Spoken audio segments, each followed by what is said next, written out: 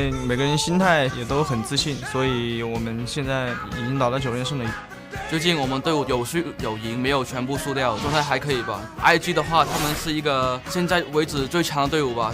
我觉得最猛的还是德赛吧。AJ 个人的话，感觉比较虚德赛，如果打起来的话，我感觉上路会比较重要一些。好，进去回砍，一刀配合自己的队友砍死了这边的猪妹，油头也被打死，直接闪现下来，想留这边的艾薇。 저도 제가 생각하기에 플레이 게임 스타일이 상대를 귀찮게 하는 듯한 느낌을 계속 주는 스타일이라 IG 他们每个人的线下能力都特别强嘛，就我们只要对线不吃亏的话，感觉可以打到后期的话，也有一点机会会赢。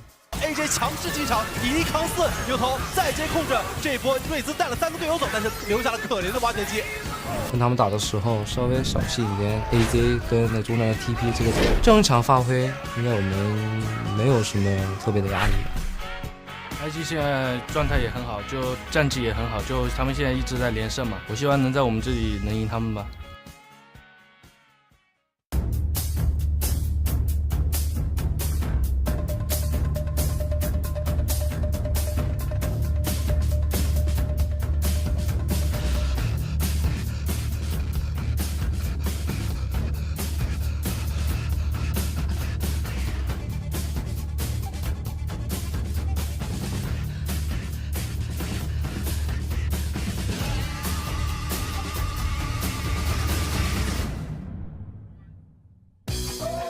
Welcome back to the English broadcast of the LPL as we continue week 6 with day 4.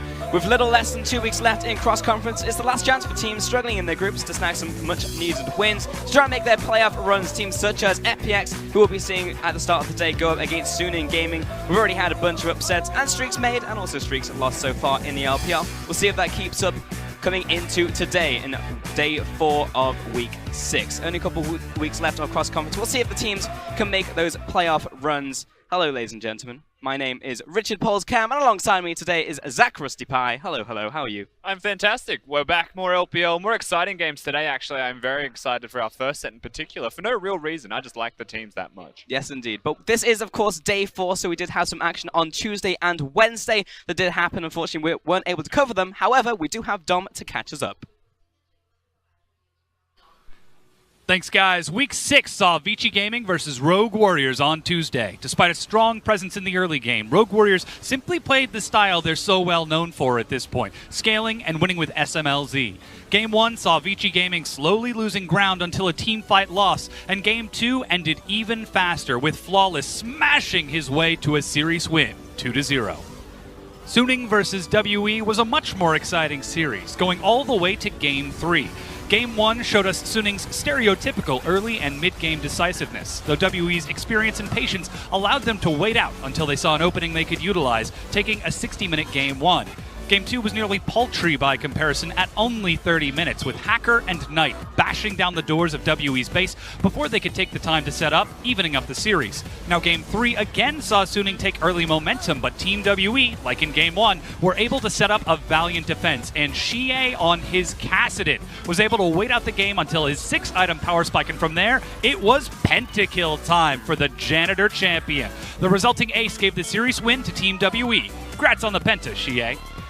Wednesday opened with TOP versus OMG, and though TOP were the newcomers to OMG's new venue in Chengdu, they were the ones showing comfort and familiarity, claiming nearly every dragon in Game 1.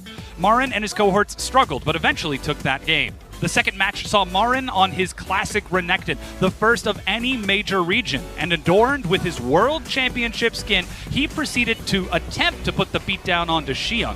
That said, TOP and OMG still struggled, as Icon again showed his classic fancy footwork to drag the game out just that little bit longer, and finally it was a long siege from TOP to break the base and break apart OMG in their home stadium, giving the win to Team TOP, their second of 2018.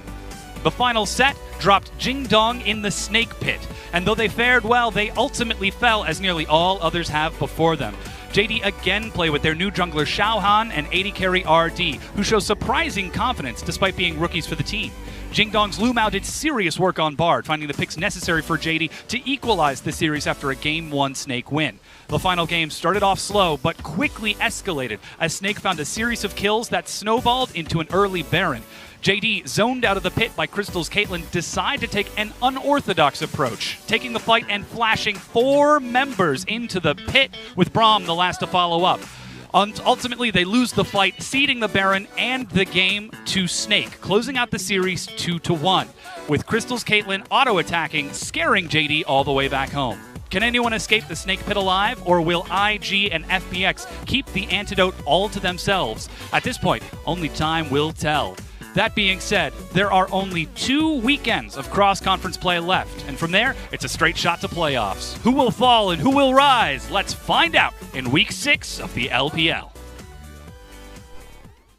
We will indeed find out. Thank you so much for that, Dom, getting us all caught up. And of course, that will have big impacts on the standings coming out of Tuesday and Wednesday. So let's go ahead and take a look how the teams are currently shaping up, because it's not in the way. If this is the first time that you've just watched the LPL, you wouldn't think this is how the standings are going to look. You can see Snake at the very top claiming another win in their Snake Pit, 8-2. And on the opposite side in the Eastern Conference, IG and Rogue Warriors, 9-1 and 8-2 respectively. Yeah, Rogue Warriors looking commanding right now, running rampant through all of the cross-conference of the LPL. They've looked dominant, but it's not just the top of the table that we're going to be looking towards, Pulse. It's the bottom of the table, the place where a lot of excitement has to come about towards playoffs. Who can make that 4th place spot? Who can actually cement themselves there? Jingdong lost to Snake. TOP won, however, and they're starting to creep ever closer to the top of that playoffs contention spot. Yeah, and in the Western Conference, you look towards WE, but right behind them, FPX, and behind them, OMG. So definitely some surprise results coming into Week 6 as we continue that one. However, let's go ahead and take a look at today's matches, as we have Suning Gaming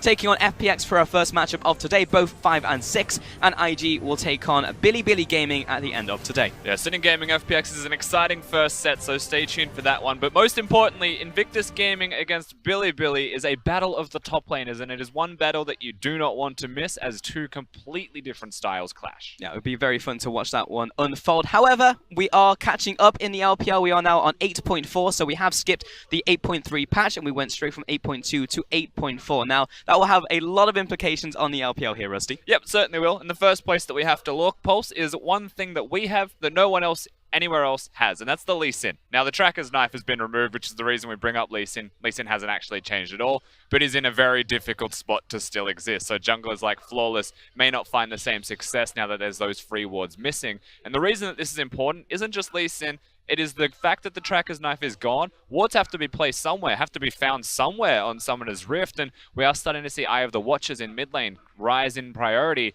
and suddenly a lot of the focus from these teams isn't just the jungle. It isn't just that Tracker's Knife warding for the team being a tank. It's unlocking your mid laners, unlocking your top laners if they're playing the Vladimirs, and helping your jungler. And to me, all of this speaks towards a lot more early aggression, a lot more mid-game aggression, if nothing else, teaming up and making bigger plays. Yeah, of course, that will have very much different impacts depending on the region you're in. But because we are the LPL, we're probably going to be roaming anyway. But we're probably going to be going for those plays just with wards in different places. Also, we have changes to jungle, mid lane, into the jungle. Skarner's pretty much just #1 right now. Yep, Skarner is absolutely the best alongside Sejuani and Zac, but Skarner is more often banned than he is picked. So you will probably just see more Sejuanis and Zacs running around. However, Skarner is the best. He is the be-all end-all of junglers right now. And whilst we're seeing Skarner, there is a champion that we're not seeing in the mid lane, Pulse, and that is Zoe, because 8.4 just removed her from the Rift. And I, for one, am happy to see that, but she's gone. Yeah, I believe she went from 91% appearance rate in the LPL. We'll see if that just completely drops off the face of the planet, because as you said,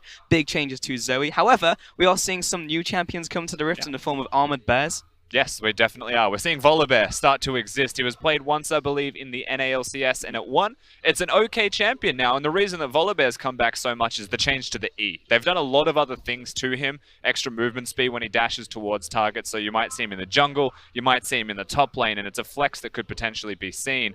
But the fact that the E has changed now, and it's a mini knock-up, is absurdly strong for Volibear, and that is the biggest reason that you will start to see him running around at the moment. It may not be like the #1 pick, but you will see him. Yeah, and talking about mid lane as well, you're just talking about Zoe, but we have AP itemization changes as well, a bunch of new items. Build paths have also changed up, and also how some of our older items have also changed in the way that they operate now. Yeah, certainly the case. Of course, Tear of the Goddess is something you might see a whole lot more of running around on mid lane, such as Talia even. In the LCK the other night, we saw a Tear of the Goddess rushed there, and the fact that it gives 20% CDR, has extra flat mana when you upgrade it now as a standalone item is very strong. But not just the Tear. I'm actually looking towards the Haunting guys as my AP item to keep my eyes on, because it unlocks champions like Rumble to be seen in the top lane once again, a high possibility of that. Yep. We've seen Swain here and there as well that I think you should just keep in the back of your mind. We might see it crop up. Teams like FPX in our first set, they could probably do it. And then you look towards the mid lane and things like Malzahar, Ryze, all of these damage over time, Cassiopeia, champions will probably benefit the most from this as well, and you'll see so much more of them. Yeah, because we have players in the LPL, especially in top lane, who are very want to go for different types of picks up there. You know, we look towards the Shy, you look towards Gimmigoon especially, they'll pick different types of picks up there and try and innovate. So we could see Volibear, we could see Swain coming to the top lane or the mid lane as well. And also the top lane has changed. We had bone plating now being a new thing in 8.4. Now, it's interesting because it's like, we want to add more diversity in top lane, but it's like, well, if you don't take bone plating, you're probably going to lose trade and then lose the lane. They haven't added diversity in the runes, so to speak, by putting bone plating there. I actually think what they've done is, like, and I've been playing mid lane support AD carry for the past week, just testing out the rune. I kind of take it on all of them. Like, I went to play Vayne the other day, and why would you not have bone plating against someone that's going to poke you down like a Callista and just out-trade her instead? So I think that bone plating is very strong, something that you may see a lot more of, and with the changes to Inspiration Tree, whilst in competitive it would be super good still to have the free boots, you know, or a stopwatch or something if they're a Zed. I actually think there is a lot of merit in experimenting now and going towards something in the Resolve Tree, like the bone plating, maybe having second wind as well, getting some extra health back when you get damaged as a matchup-based thing. But for top lane, I think you're absolutely right. That's going to be the #1 priority up there. Every Cho'Gath in the world is running Grasp of the Undying, so it's naturally just in that tree, and we'll see a lot of Cho'Gath. Yeah, 100%. And you're just talking about stopwatch as well. That's moved to 10 minutes now when it starts to be activatable. And I know in the LPL, it's probably one of the first regions to really use stopwatch aggressively and to dive and make plays happen. But I wonder if now we'll see less and less of the stopwatch come out, or whether it will just kind of shift now, because you can actually get to level 6, use your ultimate aggressively, and someone just to sit there and stopwatch. So it will have different effects in different regions, but wonder if the LPL will actually shift away from that now. The biggest thing about the old stopwatch was at like the level 6 mark you would have it available. So a lot of teams' first ganks may not be successful. The second gank is what you'd be looking at to try and find some success, and you have to keep timers on those stopwatches. But now, because there is actually a very low chance that people will prioritize the stopwatch over something else, like the boots, just because boots is way too valuable. And you can get it before 10 minutes if you get kills already, and your opponents won't have boots at that stage. So there's only an advantage to go for free boots unless you're rushing boots as a first priority item. So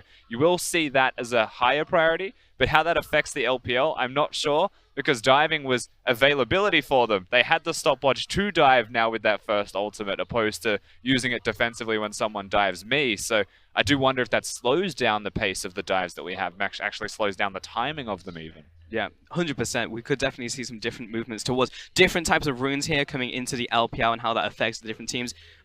Is there anything else in the patch, Rusty, that we haven't hit on that you feel like is relevant specifically to the LPL? Banner of Command. Banner of Command, yeah, I definitely have to touch on that one. Yeah, Banner of Command. I mean, it's super strong. It's something that you will see here and there. A lot of supports are even rushing it as their first primary item now over something like the Locket. So what I'm hoping to see is, not just because Banner of Command is the strongest thing ever, we've actually seen people learning and growing in different regions to compensate for it existing as ways to beat it. The LPL has already got the recipe to beat Banner of Command pretty down. That is, fight them if they ever exist and have a Banner of Command. But it's the other parts of it, you know, like, will they continue to just build Banner? Will they diversify and actually commit to a Locket? Again, as an example, KT, Marta, does still rush the Locket. He doesn't sign up to the Banner of Command rushing mantra that everyone else in the world has. There's still styles that can go towards the old school builds, and those styles can beat the Banner of Command builds, especially if they start snowballing. Yeah, I mean, we do have a lot of players in the top lane specifically who will play carries, you know. It's just like we have more exceptions to the rule than we do people who follow the rule, so it's like you can pick up a Fiora, something that does well into those minions. Even you can go full damage 10 with Kleptomancy. We could also bring that out into the top lane. But then the mid lane as well, like, we'll see if some of the mid laners will start picking up tanks and also moving towards the Banner of Command. Like, you have Doinby, right? Well, Doinby, instead of building tank on AP carries, actually just build tank on tank and then go banner of command in the mid lane. Well, he's going to build tank either way, Pulse, so there's a high chance, yes, that he's going towards tank on tanks. Don't be surprised if the innovator himself picks up something like a Nautilus in the mid lane, or a Scion, of course, something that we have seen. Exactly, but we are going to get into our first matchup of today, and it is FPX going up against Suning Gaming. Now, both of these two teams very much in the middle of the pack, sitting at 5 and 6 respectively. Well, it's both of them, so that doesn't really fit there, but you can see the players on your screen right now, and we'll see who will pick this up, because you look towards Suning Gaming, and you're like, well, they are definitely the favorites coming into this, but not by a large margin. Yeah, that was what we said before the show in a conversation as well, right? Like, there's no major upset in this set. There is definitely a favorite and an underdog coming into it. FunPlus Phoenix would always be considered the underdogs here.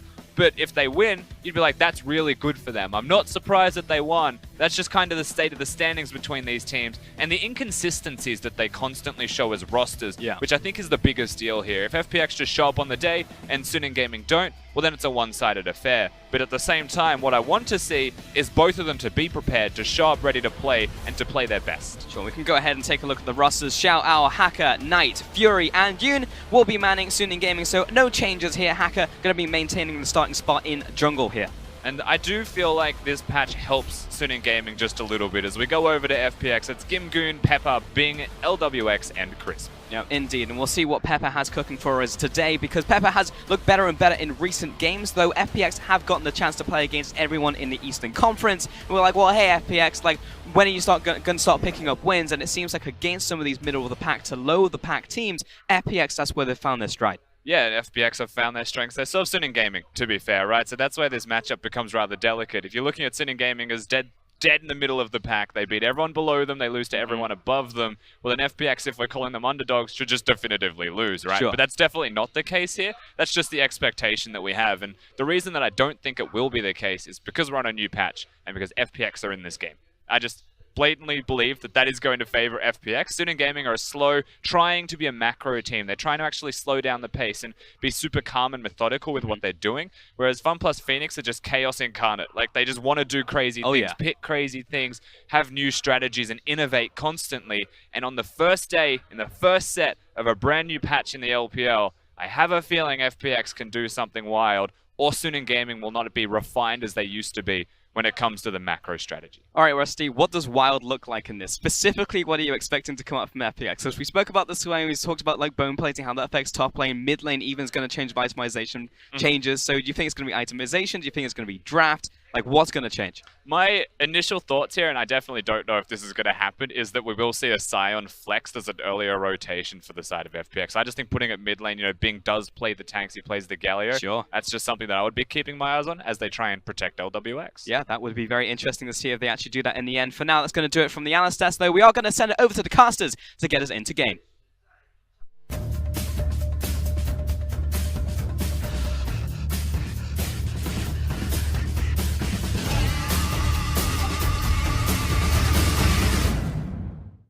Thank you, guys. It's me, Dom, back again. We've got Clement, and we are ready to hop into this game one between Suning and FPX. And, you know, I know he's a color caster, and he's an expert analyst, and he's a pro player, but I kind of disagree with Rusty a little bit. I think Suning are going to be nice and decisive during the mid-game. I think they're going to look at FPX, and they're going to say, Chaos, get me in there. Yeah, and I really do think that Suning is going to come out pretty far ahead in the early game. Even against a team like WE, they smashed the early game very, very hard, man. So for me, it's about how well can FPX hang on to the early game. And talking about the matchup, we are on patch 8.4. Yeah. A lot of what we decide is going to happen is going to come down to our evaluation of the patch. And what I think is really important on the patch is the mid and jungle combination. Now, you cannot use your Tracker's Knife anymore to keep eyes on the enemy jungler, but what you can do is walk into his jungle. So the 2v2 is ever more important. We'll have to keep an eye on Pepper and Bing and Hacker and Knight, because as you said, that vision is so vital for these two teams to track and monitor. I mean, we heard we're going to be hearing a little bit later from how Hacker looking for this matchup, his expectations in playing against the likes of Pepper, who is a more aggressive jungler, because we know FPX thrive in the chaos. Pepper is usually the one to instigate it, though Gimgoon will be the guy who finishes it. Yeah, and this is one of the matchups where I feel I'm very worried for for Suning Gaming because Pepper on a one-on-one can outduel someone like Hacker. Hacker has been doing very well. It's his ninth straight game that he started for Suning.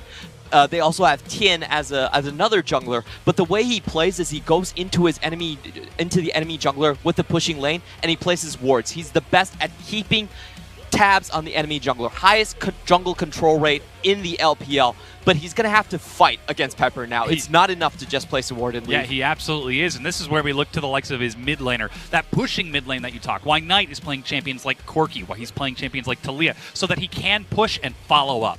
And it's really interesting because the first champion we saw Knight right there was actually the Syndra, but now we're going into ban picks. We can go a little bit more into the Taliyah pick. Now this is the number one priority, the big pick for mid lane right now. Like we said, the 2v2 mid control is super important. This has been almost 100% ban pick in the LCK. So a lot of people are looking at Taliyah and your jungler setting up vision for the entire map. Now the other top laner, which this is very interesting, hasn't been nerfed and isn't a tank in this patch, is Camille. So Camille's only the last fighter up there, and both of these top laners like the fighter matchups, so they are going to first pick it.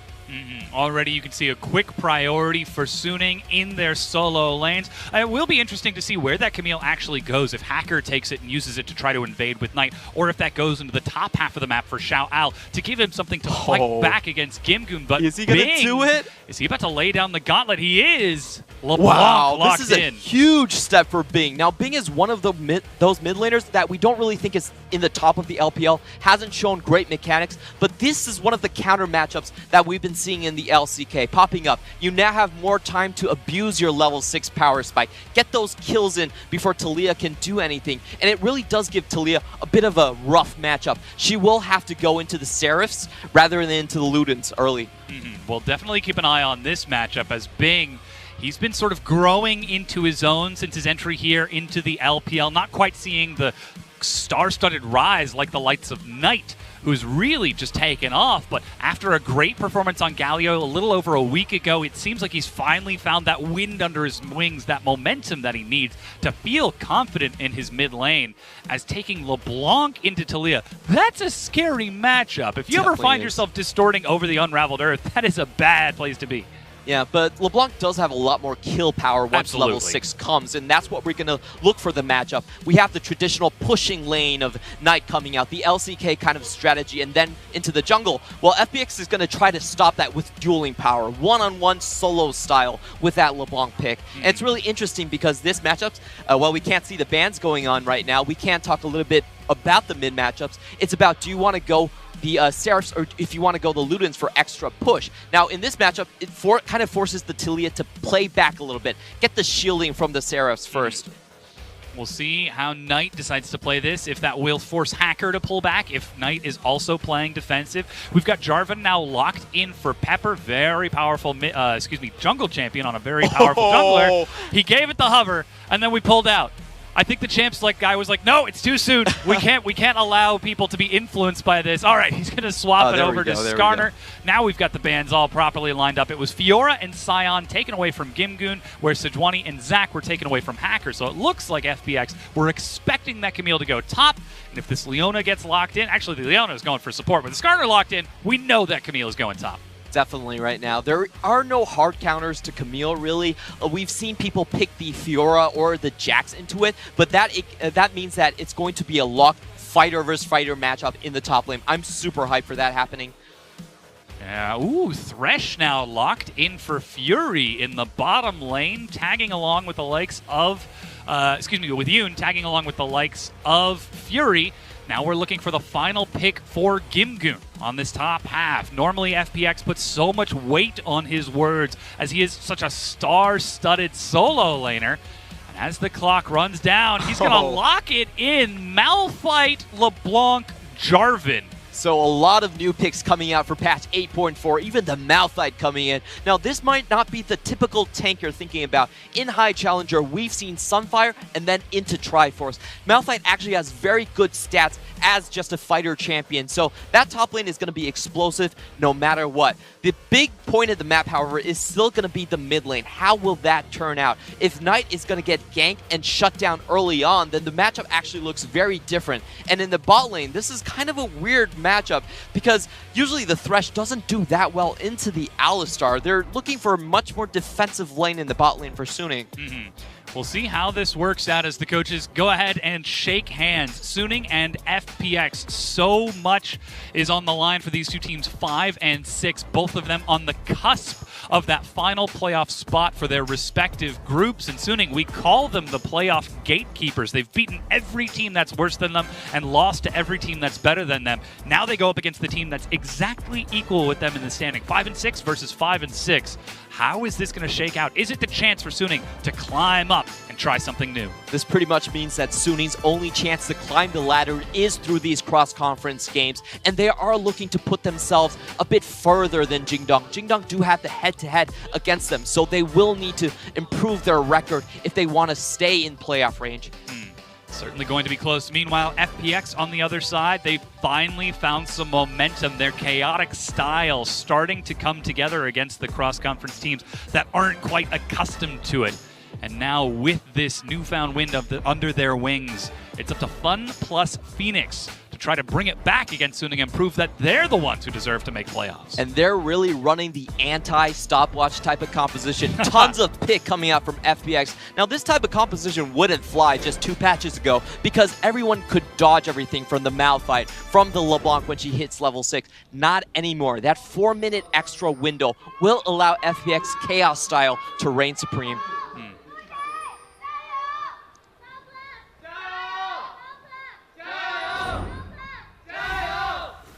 Hear the fans cheering on. Suning trying to represent that Suning pride. FPX doing the same across from them as we get a brief memory of something fast and fun with some of these Crystal Spires, but they're not going to result in too much excitement early on as quickly taken by Suning and set up, just trading the top half and the bottom half. But look at that. There is so much crowd control on FPX. If they ever find Hacker out of position or catch Knight trying to find a roam, that is one very dead champion if FPX just grab 2 or 3 people, stack them all up.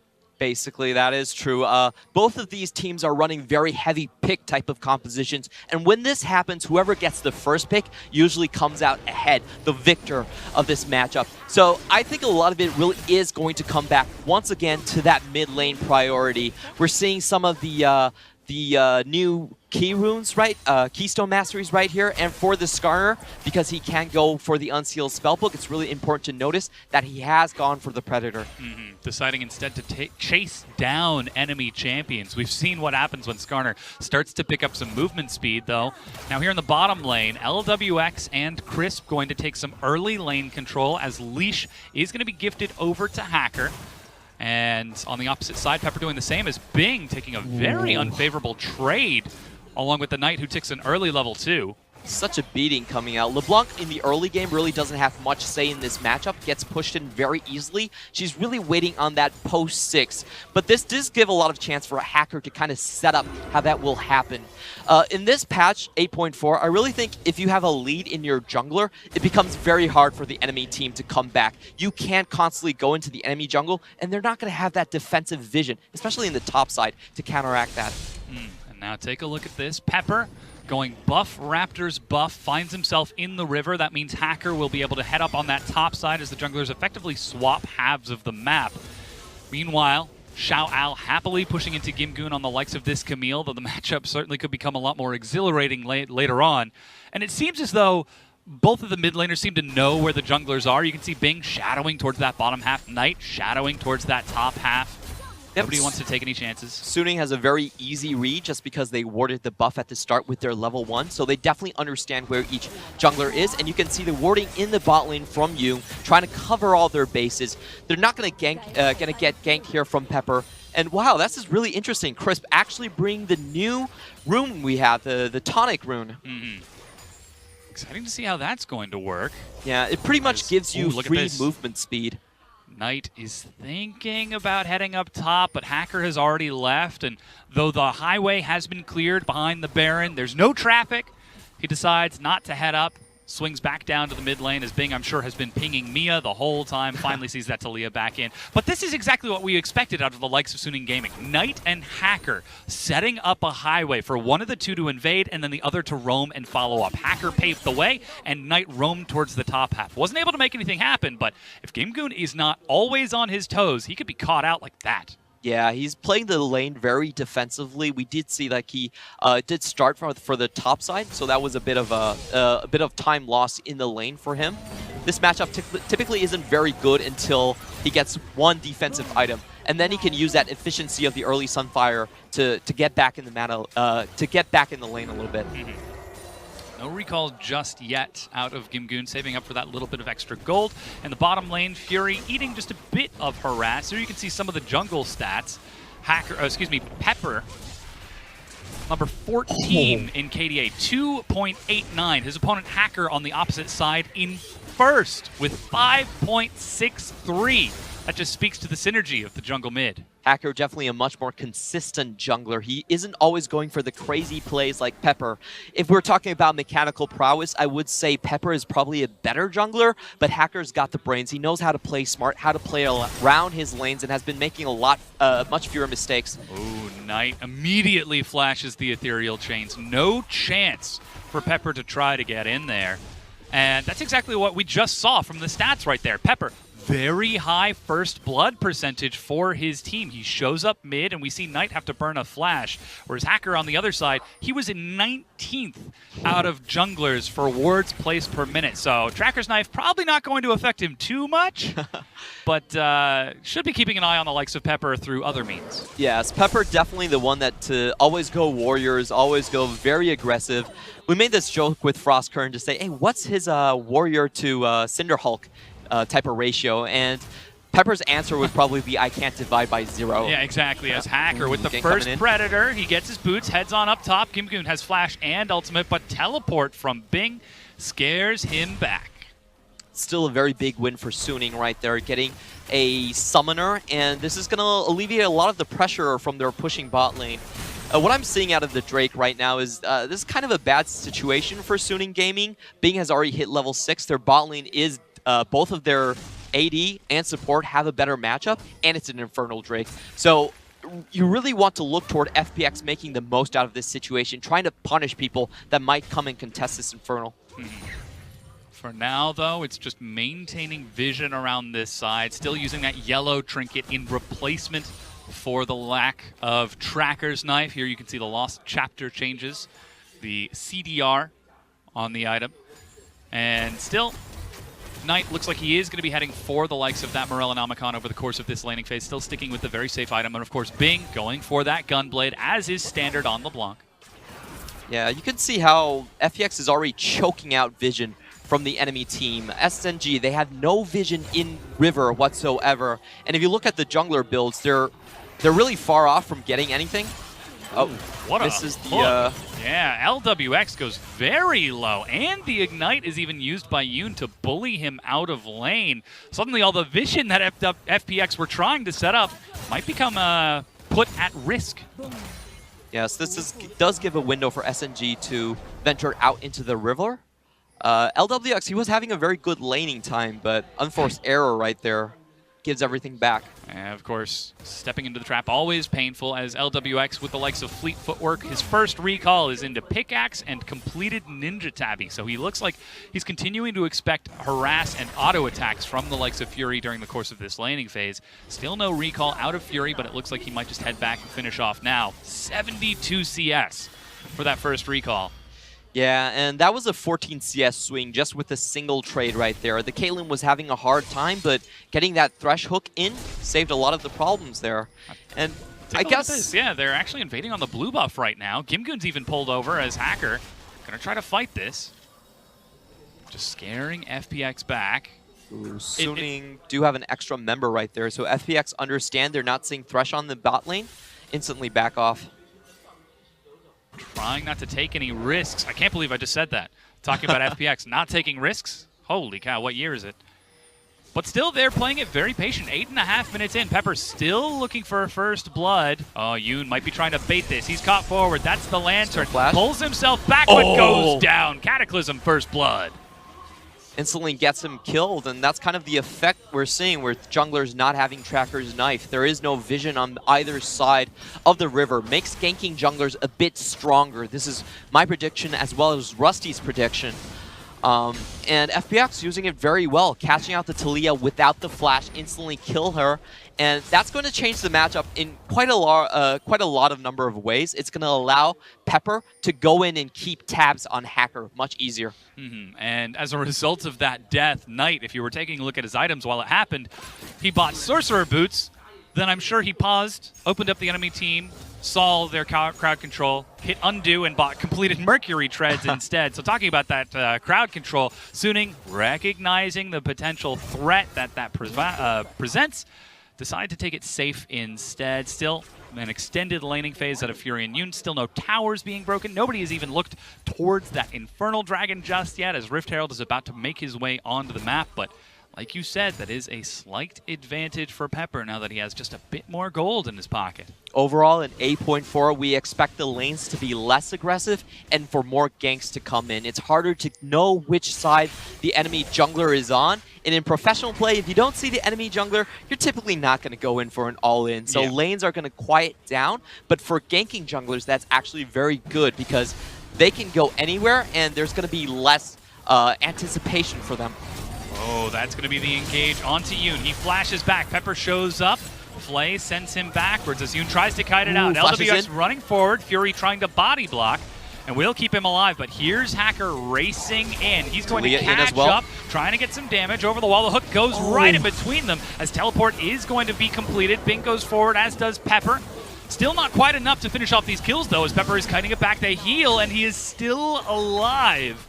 Somehow, FPX find the kill and escape. A bit of a mistake from Knight right there. Ends the wall within a wall, so can't get over there to assist fast enough. There really wasn't much time difference from Bing coming down with the teleport, and they're able to clean up another kill from Hacker. Now that is 2-0 for FPX. The assist onto Pepper, that kill gold going on to LWX might equalize that poor trade that he took just a bit earlier. Still, no teleport from either top laner as well. I'd love to have been watching the minimap while that fight was happening and seen, okay, am I going to back away or is he going to back away? Yeah, Which of us is going to use CC first? Top laners knew that if they pressed the teleport, it was going to be a free trade for the other side. So they held on to that, are going to continue to scale. But this game, like we've said, 8.4, it is about the 2v2. This matchup itself, it is about the 2v2 kind of matchup. And FPX have been coming up ahead in both sides. And this is huge for Bing. Like, Bing is the guy that has had a pretty bad start to the LPL overall. The last few weeks have been getting better and better for him on Talia and on Azir as well. And this time, he's stepping into the arena with a new champion, with LeBlanc. Yeah, and that's a very aggressive champion. To me, it's the Galio that we saw him on, where he flash taunted onto 3 people with a full AP build. But now, with his team pressing up in the mid lane and in the bottom lane, they're going to contest the red buff. Smite allows Pepper to secure it. And Suning, they're slowly giving up ground on this side of the map, perhaps feeling a bit demoralized after giving up that kill in the bottom lane. And it's just so easy to do something like this in patch 8.4. The enemy jungler doesn't have defensive wards to really contest his own jungle. A lot of the times, there's no defense being put right there. And if you have a stronger 2v2, then you just walk in. We do expect a lot of games to be kind of suffocating victories early on, once one side gets their mid and jungle rolling. Well, so far 1-0-1 for Pepper and 0-0-2 for Bing. He's clearing the waves rather effectively as, again, Pepper just walks in. That forward control ward is doing some great value for him.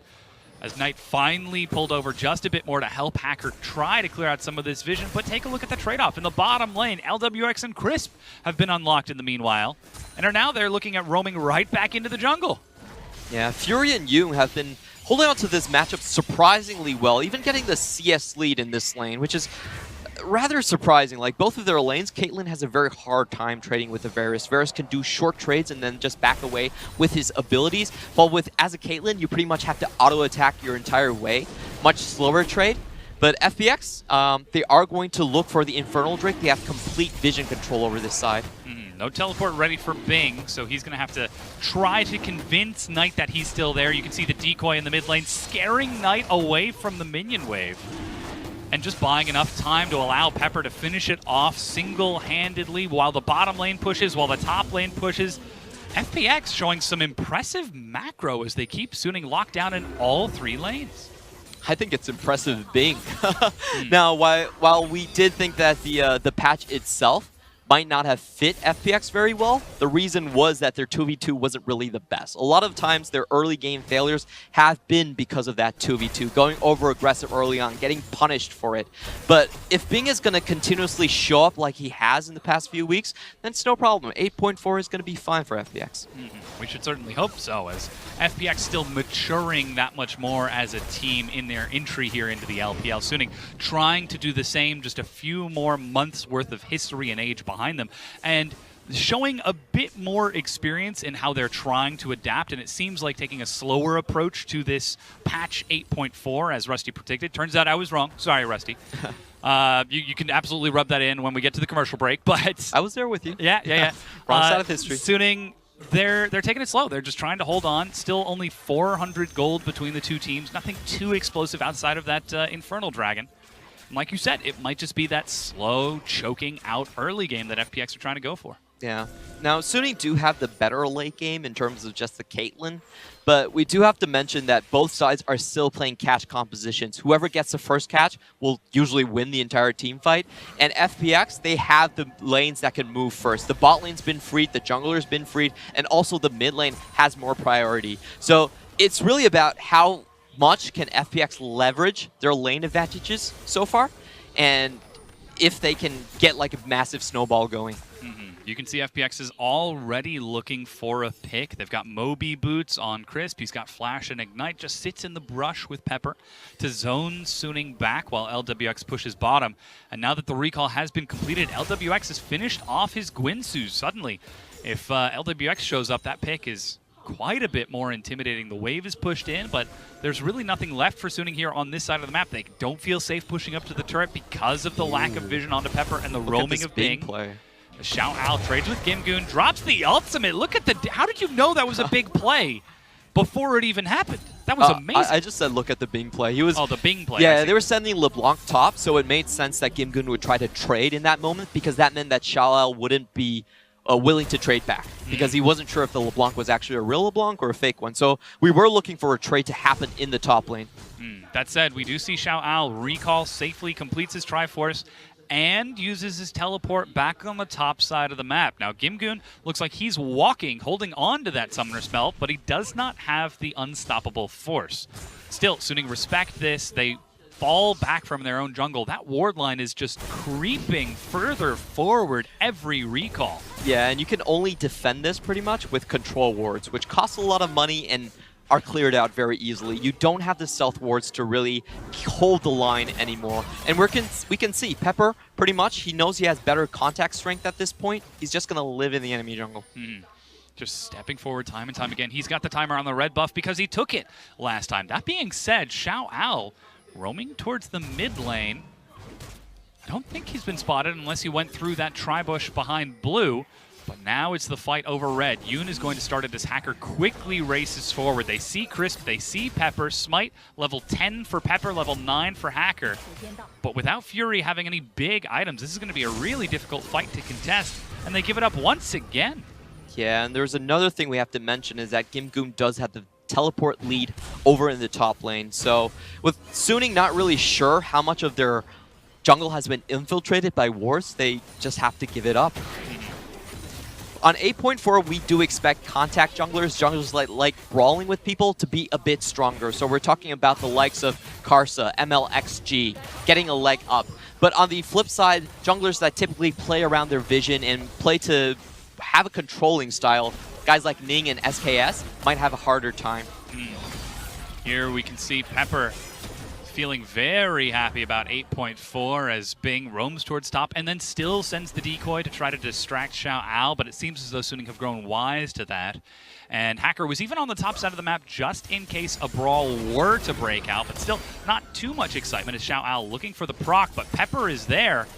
Oh, and he goes back in. He sees the Jarvan and immediately turns around. That said, Gimgoon thinks the vision was enough and lets him go. Yeah, didn't want to risk that. It's kind of interesting. I think they should have went in right there. Now recall completed from Suning. Static Shiv finished for Fury and Yoon. They're making their way to the top half of the map. He's trying to bait it right now. They're racing in, but he's already dead. Here's what's going to happen, though. Suning are going to try to turn this around as Crisp goes for a fight in the river before FPX can collapse. They've split Hacker off from his team. He can't take the Lantern. He finally gets out of there, flashes away, but Bing chases and locks down the kill. Now he's going to eat some auto attacks from Fury, but do they have enough? Finally, they lock him down. It's 2 kills for 2 when it's all said and done. Yeah, good reaction from Suning Gaming right there, trying to shift in. They didn't get the surprise they wanted in the top lane. That was their reason for Shao walking forward was they had the bait from Thresh and Caitlyn. That didn't work out for them, but they did get a good fight, forcing FPX to come up the ramp, and such a good trap coming out from Fury to really trap him there, not allowing him to leave. And now that means that Knight proven me wrong with the new build path. Luden's Echo completed first. Okay, so there are 2 big options for Taliyah in the mid lane. Oh, let's watch the fight now. Suning already down 1 member, but still committing to the fight right here. They want Hacker out. Hacker already too low, falls over to Bing. But then look at what Fury does here. Perfect trap placement, forces Bing to just pace forward and back, not really having any chance, and they managed to pick up 2 kills. Like, Fury's target selection was excellent, able to get Pepper over the wall as well. And now, as a result of that, it is going to get some more gold into Suning's pocket. The Weaver's Wall attempted to stall LWX, but coming out of the replay, that's going to be the bottom tier 1 taken. Now, Suning, they're grouped up all around the Baron. They force Pepper back, trying to chase Xiao Ao. Thinking of a dive as 5 members of Suning are grouped up, but can't make anything happen here before Xiao Ao finally looks to head back to the bottom half of the map. Oh, missed that one. That's a wall. Just a little bit of a pinch onto FPX. So let's get back into this, right? We've got the Ludens now completed from Knight in the mid lane. Yeah, you have Luden's or Archangel's Staff. As Taliyah, you need the mana to constantly push lane, so those are your 2 big options. But we have seen in the LCK that you kind of go for the tier and then go into Archangel's Staff, and then in the meantime build the Banshees in between. That's a more defensive mindset. You get picked off easier. You get the Banshees a little bit faster. But what Knight is thinking right here is that I actually just need to push the lane faster.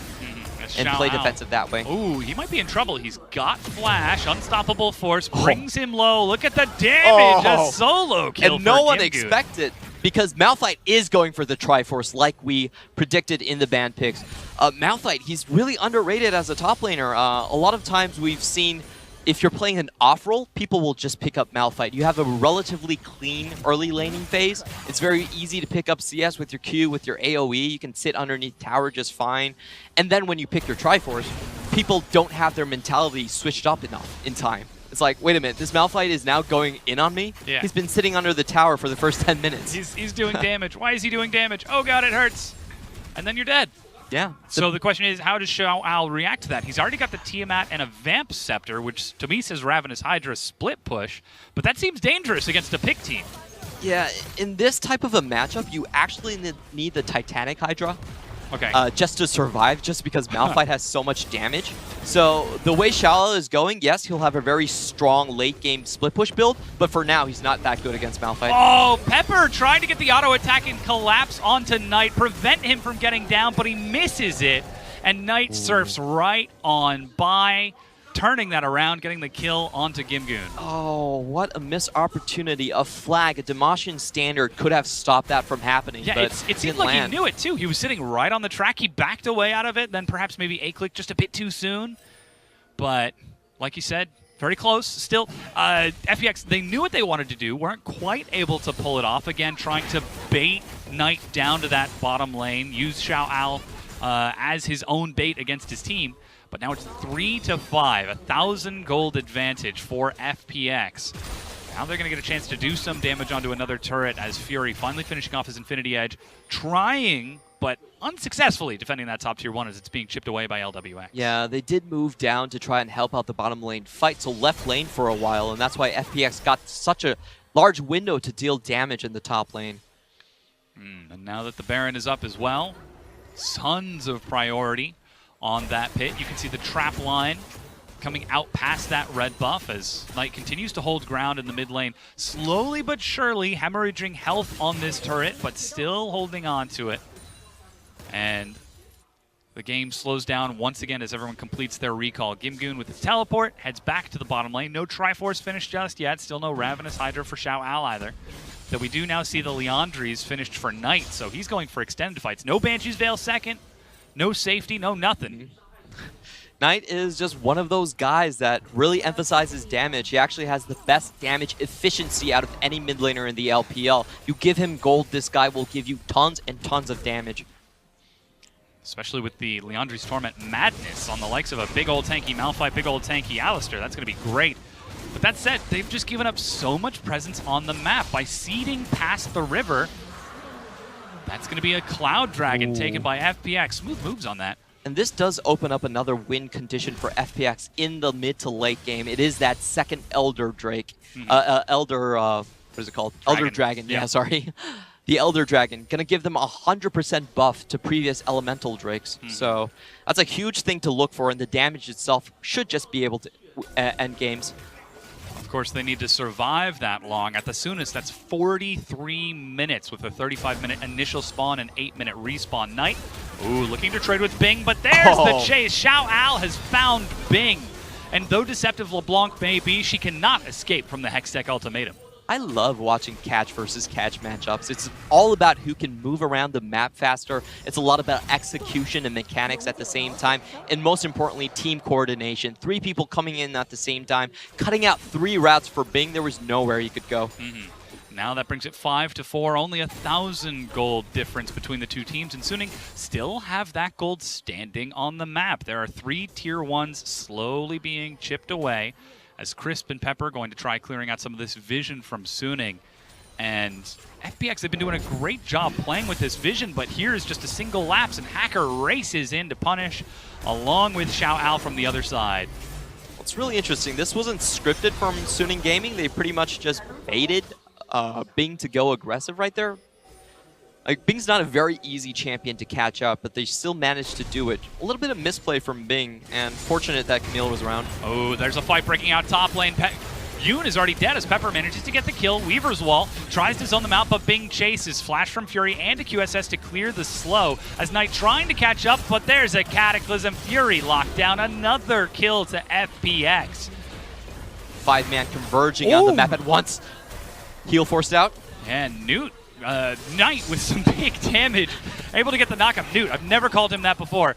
Onto 4 members. Buys time for Xiao Al to actually chip down on that mid-tier 1, finally breaking the first tier 1 turret for them, but FPX turn their sights onto the Baron. Hacker is there. He's got Flash, he's got Smite. 13-13. Control Ward trying to zone this out. Baron is getting low. It's time to choose. Do they commit or do they fight? Knight goes in for the damage. Unstoppable Force misses, and they follow forward. Gimgoon buys enough time. Xiao Al goes low, but they trade top laner for top laner. Pepper flashes away, but that will be Hacker falling, with Knight trading more damage on the harass. Baron is dissuaded.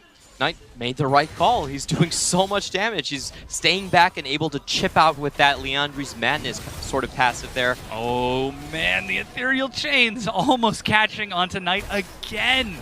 Relying on his team and his positioning to keep himself safe against so much pick, and he only has a single death. But overall, though, still a very good sequence of plays from FPX. They pick up 4 kills and 1 tower in the top lane, where Suning Gaming only able to trade back 2 kills of their own. That is going to be an 1,800 gold advantage when it's all said and done, though that mid-tier 1 traded for the top tier 1. Fury at 2.5 items with his QSS is now going to potentially break it down. He's thinking about staying, but without a flash when facing down a Varus, it's so risky. Decides to bail, leaving the turret with barely a breath of life left. Yeah, it's going to be very hard for Suning to deal with the front line from FPX, and here another gank coming in. They almost catch him again, but this time Fury, well aware of what happens, relies on Yoon to keep him safe. And the communication from Suning to have to respect this has got to be so sharp for them to be able to back away so quickly. Yeah, they definitely, I think the Thresh was a bit more planned than we understood. Definitely read the composition from FPX, knew that they were playing a very heavy catch type of comp. Now we can see FPX trying to bait out the Baron. They have so many wards on that side of the map, but still not enough. A good hook onto Pepper, plus some more damage is going to chunk him down a third, but Crisp is on the side. He doesn't have Flash, but he does have his ultimate. He's coming in from behind them right now. He's managed to get behind Fury. That's Fury. The pulverize. That's the knockup. The CC chain, and they get the kill. Yoon locked down, drops the box on top of the Cataclysm, and now FPX, after killing the bottom lane, set their sights on Baron.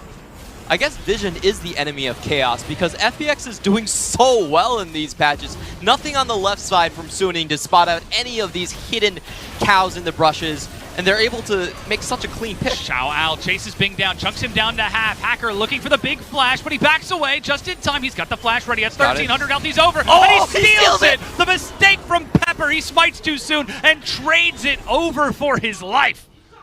Oh my... Has the final flash, goes over the wall, 180 hit points on the Baron right there, and he manages to steal it away from Pepper. Oh man, Hacker keeping Suning in this game 0-4, but still able to get it. He used the smite, he used it too soon. Look at the health it goes down to. Oh, actually he did, sorry, my bad. No, you're good. Let's get into this. Hacker comes in from the side, Pepper is ready, but they mistime it. 180 health in between the abilities. Yeah, he smites too fast. Pepper just too fast on the trigger. They had such a good early fight and then gave it away. This is going to allow Suning Gaming to really scale up and wait for those armor penetration items on Fury. We could see before the fight he was going for the longsword, so he knew that just the crit wasn't enough. He's going up against Malphite and Pepper with a Dead Man's Plate, so he really needs that armor penetration as soon as possible. He's certainly going to be building towards it. Now you can see the new Baron buff, 8.4 Baron buff for the likes of Suning. Very strong caster minions, very strong melee minions, and of course the cannons as strong as ever against the likes of turrets. Yes, does give you more 80 AP as the game scales on, and the main thing is about the cannon minion. Now with the Banner of Command, LCK likes to call it Banner minions, but Banner of Command and the Baron buff now do apply correctly to towers. That's 300 extra damage from a Banyan minion every shot.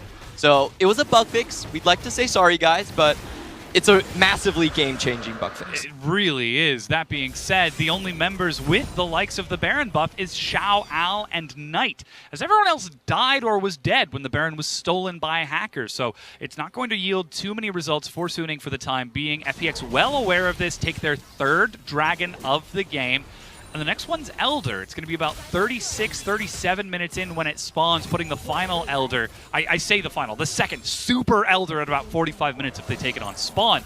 But FPX, they've been keeping sight of those long-term objectives, controlling the neutral half of the map. And if wards have been any indication, playing a very intelligent, vision-based pick game that Suning are just struggling to keep up with, but somehow are still keeping up with. And I think you can see one of the big changes here is that both of our mid laners are sticking on to their yellow trinkets, trying to have more vision for the entirety. Now, before this, we did have kind of a split.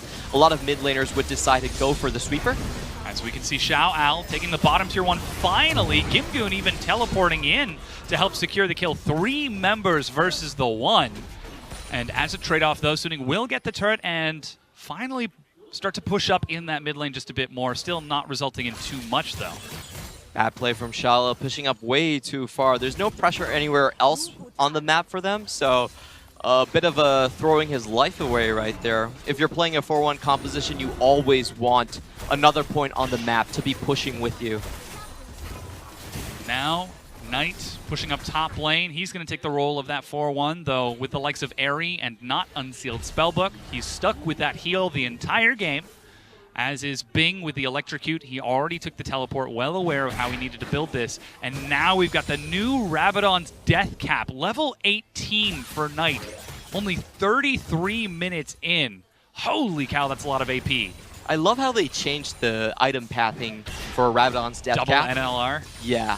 Just to hit the point home. It's double needless. So more AP. If you really need bucket loads of ability power, this is the item that you're going to be building.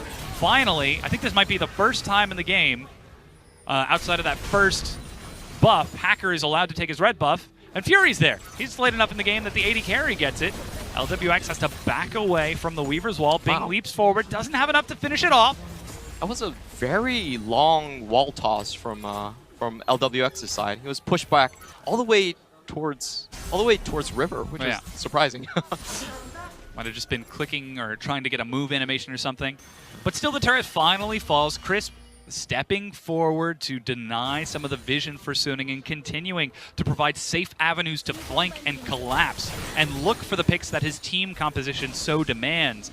But without that Baron to break the base, with Suning sitting back and not letting themselves get picked off, it just became a whole lot more difficult for FPX. And they are going to have to come out of their own base at some time for Suning Gaming. They are more the defensive side right now. But the Elder Drake is coming up, and FPX are sitting up on 3 Drakes already. So that's going to be the next big point of contention on the map. In a few more minutes, look for the Elder Dragon fight. 5v5, bring your best, we'll bring our best sort of thing. Definitely. Did we just see a 30-minute battlecruiser rush? No zerging in this game. Everyone's just playing it slow. FPX, they're trying to send harass and all that. Yeah. From FPX. But now we're starting to get towards that mid-late game. And Suning, they're keeping pace. They're only 2,000 gold down. Still, FPX are just hunting for any signs of weakness. They've found several openings with the likes of Xiao Al's split push, but they haven't been able to do too much with those split push picks. The big things to notice is what flanks can FPX get off? If Bing or Crisp can come from behind the enemy team, then they could very easily punish Fury. But otherwise, just going like a full frontal assault is a bit difficult.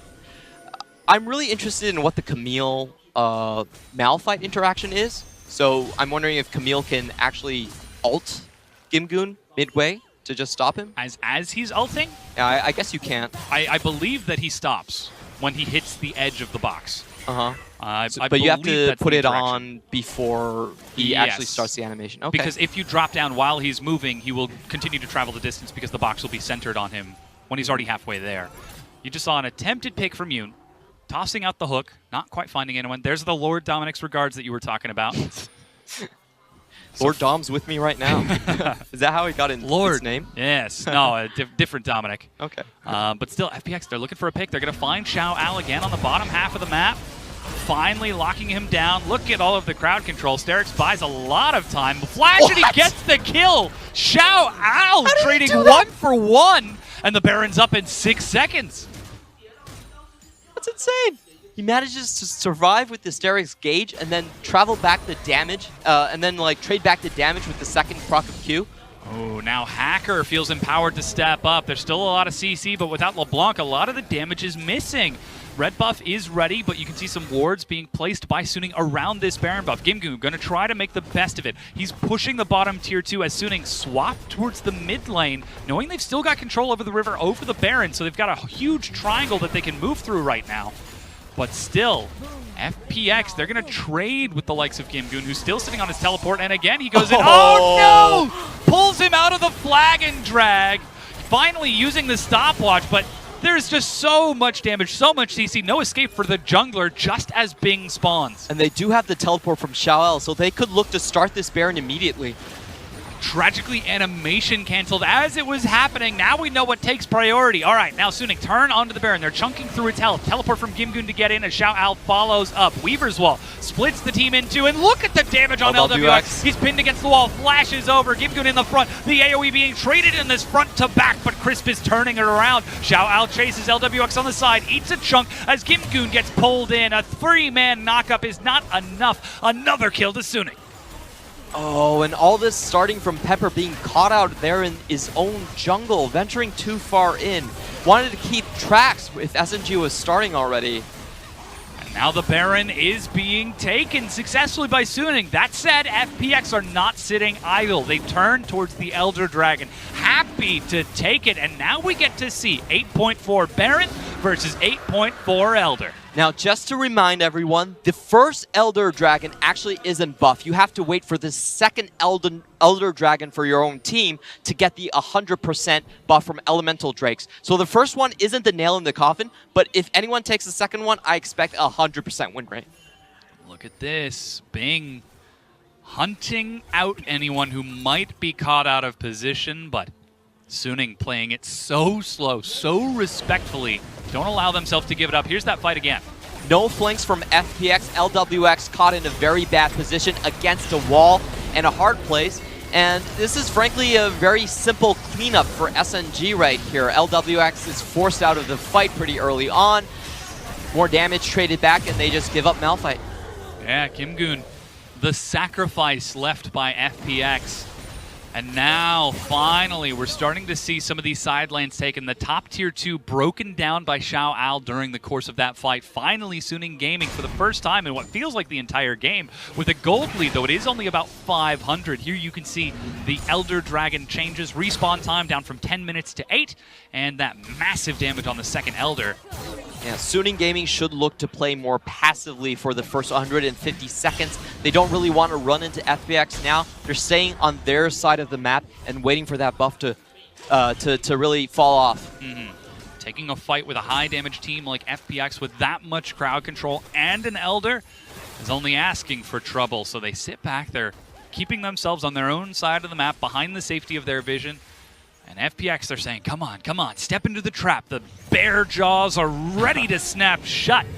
But Suning treading carefully in this forest. It's a bit of a missed opportunity from Yoon right there. Didn't go for the Banner of Command. Went for the old Iron Solari. Oh, actually, someone did pick it up. Let's see what it is. Oh, Hacker did pick one up. Okay, so that's why they're not going for it. After the Elder Dragon does fall off, they have a very good pushing potential in here. Now this, the buff up cannon minions do 300 extra damage a shot to towers. Like Jat did the math, it's only 5 seconds for a tower to fall right now. Incredibly fast.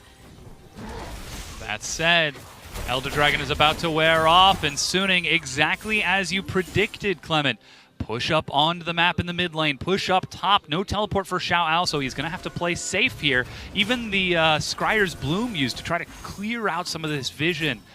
But FPX, they are not done trying to set a trap. They're sitting so close to their base, daring Suning to siege forward. And it does look like Suning is going to have one last charge of the Banner of Command. Now, you only get one every 4 minion waves. It's on a 120-second cooldown. So I want to see if Suning can use that wave to really break the base. Of course, Baron is also falling off the likes of Suning. So in the end, the two buffs set to equalize the match. But the next two could very well decide it. We've talked about how strong that new Guardian Angel is. As Bing using that decoy to scout around the map. Fury holding his ground. One of those days it's not going to be a decoy. It's actually going to be a LeBlanc. What? And it's going to be terrifying. Hacker didn't use his Banner of Command.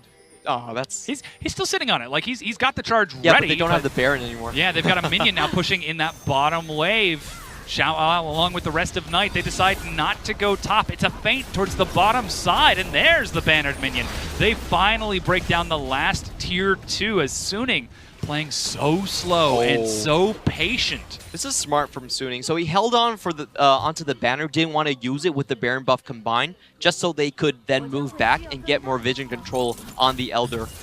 And this game is really starting to feel like a trial by fire for the likes of Suning. You know, we criticize them as a team because they are young. They are not very mature. They make a young team's mistakes. Against a composition and a team like FPX, they cannot afford to make those mistakes. That's what FPX's entire composition is built around. So what better way than to help Suning learn and grow than play something that could prey on their weaknesses. Fury, but as I'm commenting on it, they turn into the fight and pick off Yoon. Fury, like you said, he's escaping for now, but Bing is looking for the chase. QSS for some speed, the Mercurial Scimitar, and traps to prevent the escape. Still, though, that's only one person who has died, and FPX still baiting out something, anything, and Suning take the safe route to defend their high ground.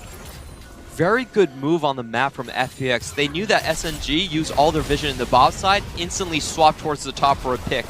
That's said. There's the Predator. Still, the inhibitor goes down. Flash, Chains of Corruption onto Knight. The lack of safety. He's healed by the Redemption, but only barely. As Xiao Al goes in, he manages to kill off LWX. Now it's up to Bing. But Xiao Al with a double kill. I cannot believe the damage that this guy is doing as Fury follows up, gets the sweep, another one, triple kill. He's chasing down Gimgoon, the full damage minus the Randuins to trade back against this massive Malphite. He will not let him go quietly into the night. Still, Fury's even trying to get in there.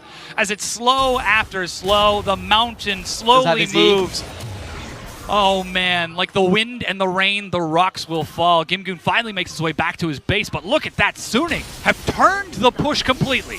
What a hero play from Xiao right there. He goes in, kills 2 people, saves his own mid laner, and wins the entire fight for them. Now Fury's massive and Knight is back up. They could try to end the game right here. There's 2 members left for FPX, and they don't do a ton of damage. Pepper tries to go in and turns it around with the Cataclysm. They're trying to clear the minion wave, but GA has been popped. Trapped underneath it is going to hurt, but still, it's 5 seconds for LWX. Pepper goes down on the fountain, and still Suning looking to attack more, but they're backing away. The minion wave is back up. You can see a bit of hesitation still. They try to go back in, and Fury finally heads back in. Gimgoon with the Righteous Glory tries to stall him out. Chris, as Gimgoon steps forward, Xiao Al again, but Yoon is dead. They're still kiting it out. The carries in the back. Xiao Al trying to survive, but still, Fury is out of his mind. I cannot believe he's still going as Knight chases it up. A double kill, soon to be a triple, and Suning backing away, bait FPX forward, win the fight, and are set to win the game. And what looked like the mistake from Fury, he missed the Thresh Lantern, but finished the fight regardless.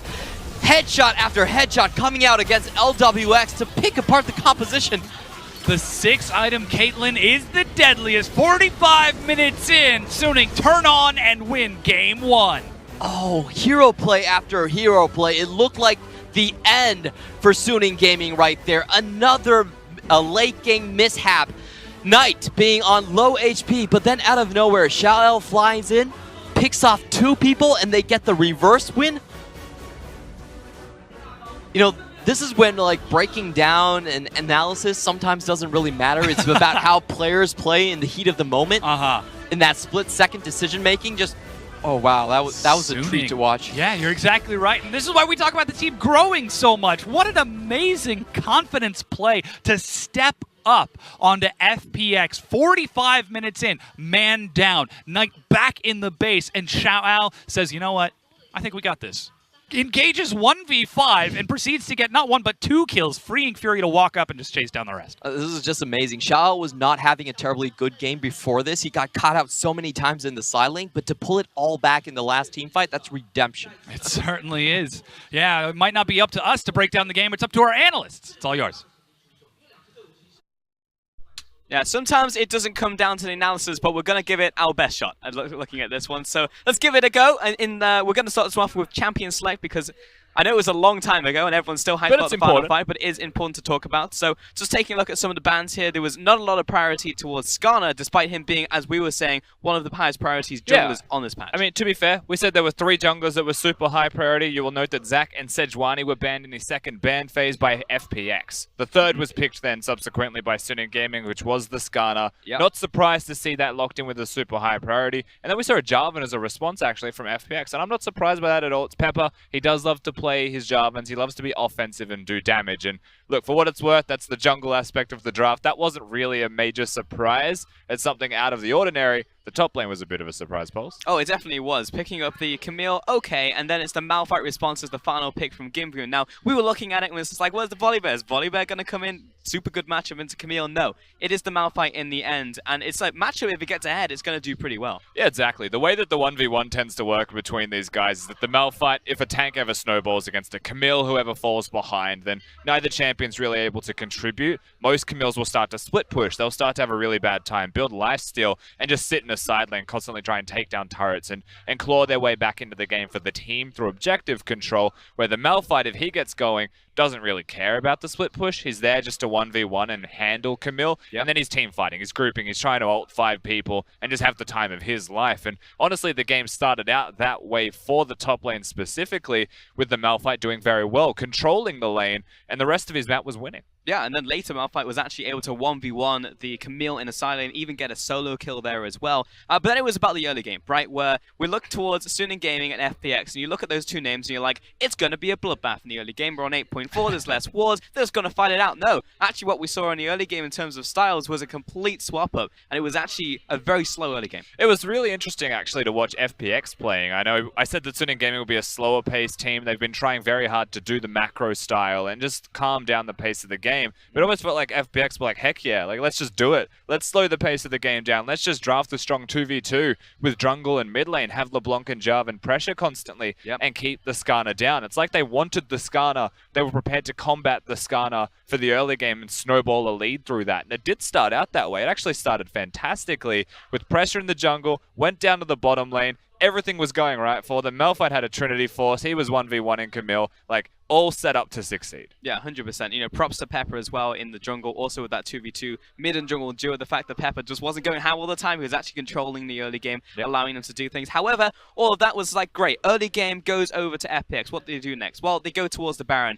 And that was very much a 50-50, which got turned around on.